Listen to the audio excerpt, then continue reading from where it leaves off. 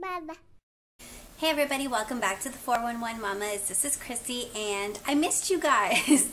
I've been gone for probably about a month now. I was visiting in Canada and that's kind of what spawned this video because I did have to fly on an airplane with a toddler. My son is 1.5 years and yes ladies, I did it by myself. So I have some tips. I was probably overly prepared for this because I was a little afraid of doing so. But let me just give you some of my tips. Maybe it'll help you.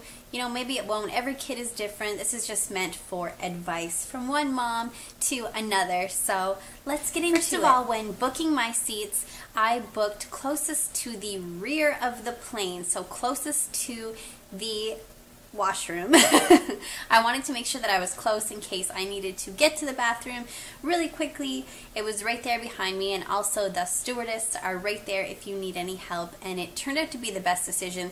I thought it was just great for me. Also keep in mind, when you are booking your seats, a lot of airplanes will only seat you with a child on the right side of the airplane. I think it has something to do with the oxygen masks, so if you are booking your seats, make sure that you book on the correct side, or else they're just going to move you out of the seat because you're not allowed to sit where there's not enough oxygen masks. Like if you have a lap child, then you have an extra person. So keep that in mind when booking your seats. If you can, try and fly around your child's nap time so that they are more likely to fall asleep on the plane, hopefully for the entire flight. My son did fall asleep on most of our flights, and that was probably due to it being around his nap time, and he was just tired and he couldn't fight it, so he fell asleep, which was great for me. When you are about to board the airplane, a lot of airlines will give priority to families or people with small children so you can board first, but I would not suggest doing so, especially if you have a fussy toddler. I personally was probably the last person to board on all of my flights, or very, very close to the last person, because I figured if I just got on the airplane too early, he would get too fussy in his seat, which probably would have been the case. So I waited till the end of the line. I got on, sat down, and a couple minutes later we were ready to take off, so it worked out wonderfully. Whenever you are taking off, if you can give your child a bottle or a sippy cup right at that moment, it will help them tremendously with the ear popping thing, because if they're sucking on something, even if you can give them a pacifier, just something to suck on basically to help their ears, because they don't know how to pop them and adjust them themselves. So it'll really help if you can time that correctly.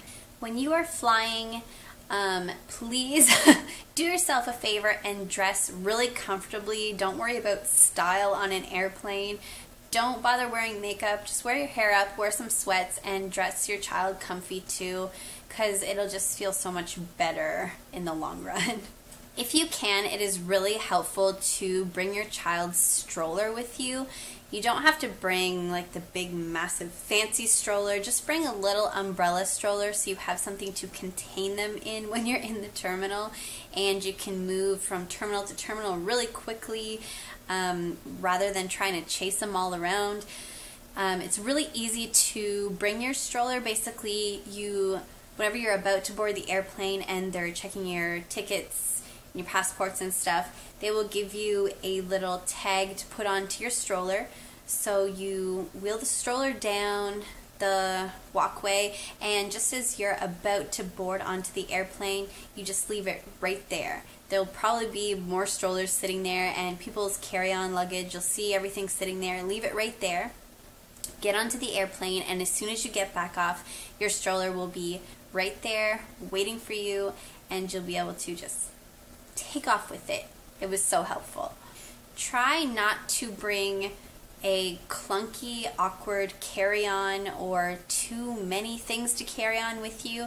Here's what I did. I just brought a backpack and loaded it up with the things that I needed, and that was all I took on the airplane, and it was super helpful because whenever I had to try and wheel him around by myself and pick him up and carry him, I had everything on my back. It made total sense and it worked out wonderfully.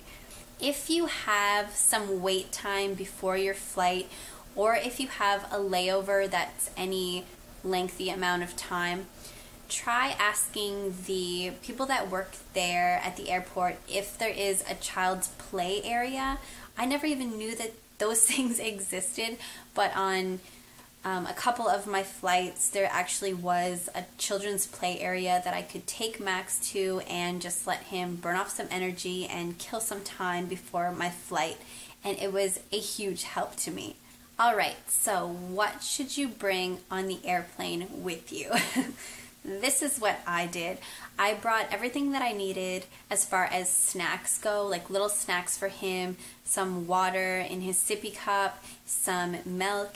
You can actually bring those liquids in their bottles. You can bring them through security. They take them and check them, but it just takes a couple of minutes. It's really not that big of an issue, so don't worry about bringing bottles. You can definitely bring bottles containing liquid through security. Also, I brought a lot of things on the airplane to entertain him.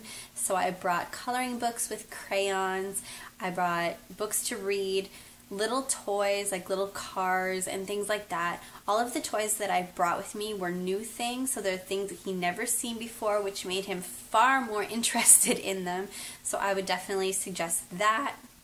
I also brought a DVD player with me with some of his favorite cartoons.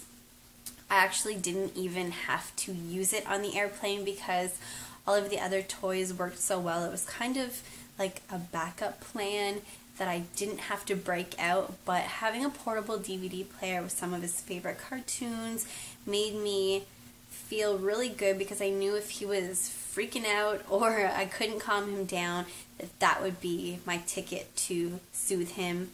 And so it felt really comforting to me to have that in my back pocket.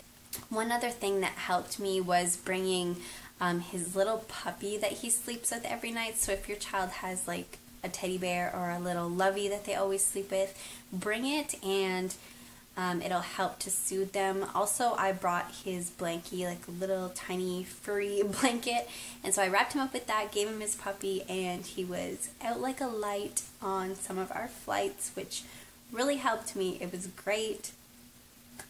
And I think that that is all of the tips that I have. If you have any other questions, please ask in case I forgot anything. All in all, my flights went wonderfully. I feel so blessed that they went as well as they did.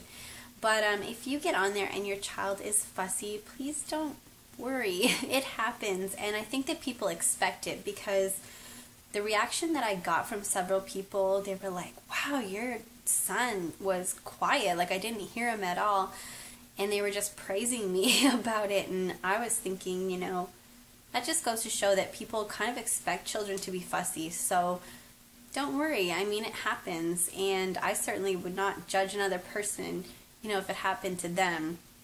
Also, the people that work at the airport and the stewardess on the plane are there to help you. If you have any questions, just ask. Don't make it a big deal, just go ahead and ask. Other than that, I guess that's it. If you have any questions, like I said, please ask me, and I will see you guys next time. Bye.